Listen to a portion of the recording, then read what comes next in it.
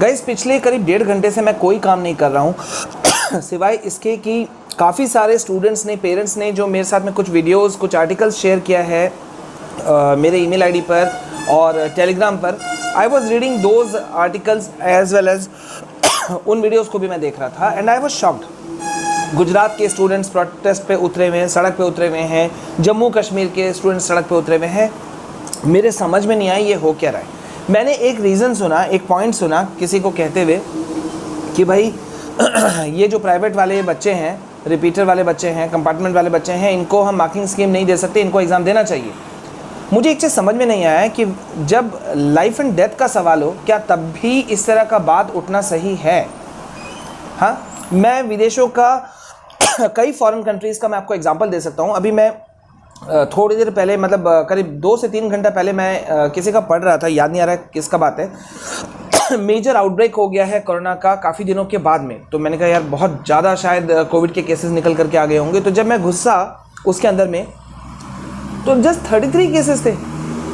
मतलब 33 केसेस को उनके अकॉर्डिंग बहुत बड़ा आउटब्रेक हो गया। और हमारे यहाँ पे हम कितने भी कुछ चीज़ें केसेस निकल करके आ जाएं, हम नॉर्मल रहते हैं।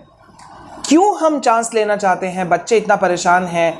क्या इसको यूनिक सेशन मानते हुए क्या कुछ नया अरेंजमेंट नहीं किया जा सकता था? क्या 2021-22 सेशन के लिए क्या कुछ नया यूनिक सिस्टम जनरेट नहीं किया गया? क्या पिछले साल बेस्ट ऑफ 3 के options, best of 5, best of 2 ये सब ऑप्शंस नहीं निकाले गए थे? क्या इसी साल स्पेशल मार्किंग कमेटी नहीं बैठाई गई, एक्सपर्ट्स कमेटी नहीं बैठाई गई, मार्किंग स्कीम को लागू किया गया, sorry not marking committee, marking scheme को लागू किया गया for the students of class 10 as well as for the students of class 12 also?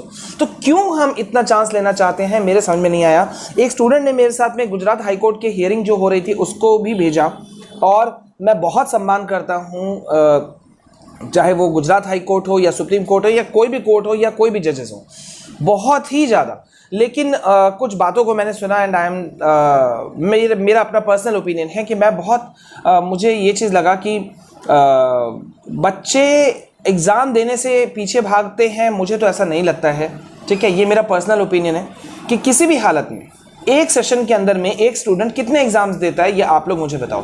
तो क्या आज तक कभी ऐसा हुआ है कि किसी स्टूडेंट ने एग्ज़ाम नहीं देने के लिए बहाना बनाया? मतलब पूरा का पूरा स्कूल खड़ा हो गया या डिस्ट्रिक्ट खड़ा हो गया या पूरा का पूरा स्टेट खड़ा हो गया, वहाँ के स्टूडेंट्स खड़े हो गए, पेरेंट्स खड़े हो गए कि हमें एग्ज़ाम नहीं देना है? आज तक ऐसा कभी हुआ है? नहीं हुआ है। मैंने इससे पहले भी दोपहर में एक वीडियो में मैंने अपलोड किया था फॉर स्टडीज़ चैनल में हमारे, और मैंने वहाँ एक जेन्युइन क्वेश्चन उठाया था कि सारे लोग बोल रहे हैं कि एग्ज़ाम देना चाहिए, ये प्राइवेट वाले हैं, कंपार्टमेंट वाले हैं, इन लोगों ने ट्यूशन्स किए होंगे या जो भी किए होंगे, लेकिन पॉइंट इज़ दिस कि क्या पढ़ाई हुई थी?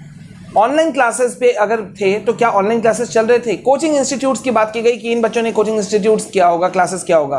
क्या कोचिंग इंस्टीट्यूट्स खुले हुए थे? क्या अभी भी खुले हुए हैं? बहुत सारे क्वेश्चंस हैं, लेकिन मुझे लगता है कि इस वक्त हम लोग जो डील कर रहे हैं वो डील कर रहे हैं एक यूनिक प्रॉब्लम से। पहला तो कोविड का आउटब्रेक नहीं पड़ा हुआ है, दूसरा हम बच्चों के साथ में डील कर रहे हैं, और इसलिए हमको जो भी डील करना चाहिए वो बच्चों के चीज़ों को समझते हुए, उनके मेंटालिटी, उनके साइकोलॉजिकल प्रॉब्लम्स, उनके फिजिकल चीज़ों को, प्रॉब्लम्स को सोचते हुए हमें करना चाहिए। Why to take chances? मेरे पास में एक सीधा सा सेंटेंस है कि चांस लेना क्या ज़रूरी है?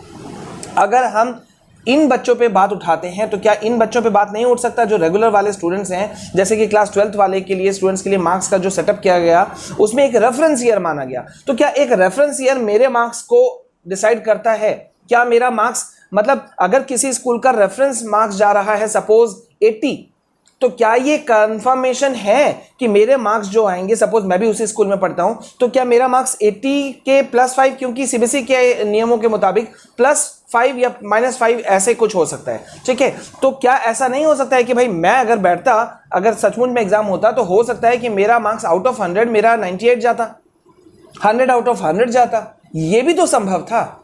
तो लेकिन लोगों ने एक्सेप्ट किया कि हाँ भाई आप एक रेफरेंस ईयर मान रहे हैं, तो हमने भी उसे एक्सेप्ट किया। आखिरकार कहीं ना कहीं जाकर के हमें एक यूनैनिमस डिसीजन, एकमत वाले फैसले पे जाना ज़रूरी था। मुझे लगता है ये जितने भी स्टूडेंट्स हैं कर्नाटक के एसएलसी वाले स्टूडेंट्स, या जम्मू कश्मीर वाले स्टूडेंट्स हैं या गुजरात वाले स्टूडेंट्स हैं या सीबीएसई कंपार्टमेंट प्राइवेट रिपीटर ये जो पत्राचार वाले स्टूडेंट्स हैं, ये सभी लोगों के लिए सहानुभूतिपूर्वक सोचने की बहुत ज़्यादा ज़रूरत है। साथ देना बहुत ज़रूरी है। अगर आप मुझसे एग्री करते हैं तो प्लीज़ आप कमेंट सेक्शन में ज़रूर लिखें we are in support of students and yes please do share this video. जितना आप शेयर कर सकें, जिस भी आप सोशल मीडिया प्लेटफॉर्म पे मौजूद हैं, प्लीज़ शेयर कीजिए। आफ्टर ऑल हम स्टूडेंट्स की बात कर रहे हैं, तो अगर आपको कोई दिक्कत ना हो तो प्लीज़ शेयर कीजिए ज़्यादा से ज़्यादा वीडियोज़ को। और प्लीज़ मैं रिक्वेस्ट कर रहा हूँ बच्चों से भी, पेरेंट्स से भी, कि जितना आप शांत रहते हुए कर सकें जो भी चीज़ें वो कीजिए, क्योंकि हम नहीं चाहते हैं कि किसी भी हालत में बच्चों की साइकोलॉजिकल जो मेंटल जो स्थिति है उस पर और कहीं ज़्यादा दबाव पड़े। आप पढ़ते रहो बच्चों, और जो कुछ निकल करके आएगा, जैसा मैंने पहले भी कहा है, बहुत सारे लोग आप लोगों के सपोर्ट में हैं, तो अगर कुछ भी पॉजिटिव निकलेगा तो वो आपके बेनिफिट में ही जाएगा। लेकिन आप लोग धैर्य रखिए एंड येस प्लीज़ स्टडीज़ को कैरी ऑन रखिए, क्योंकि वो वेस्ट नहीं होता। So please carry on with that. And अगर आपने चैनल पे सब्सक्राइब नहीं किया है तो जल्दी से चैनल को सब्सक्राइब कीजिए, बेल आइकन प्रेस कीजिए और नोटिफिकेशन ऑन कीजिए, ताकि हम जो भी वीडियोज़ अपलोड करें सबसे पहले आप तक पहुँचे। जय हिंद, जय भारत।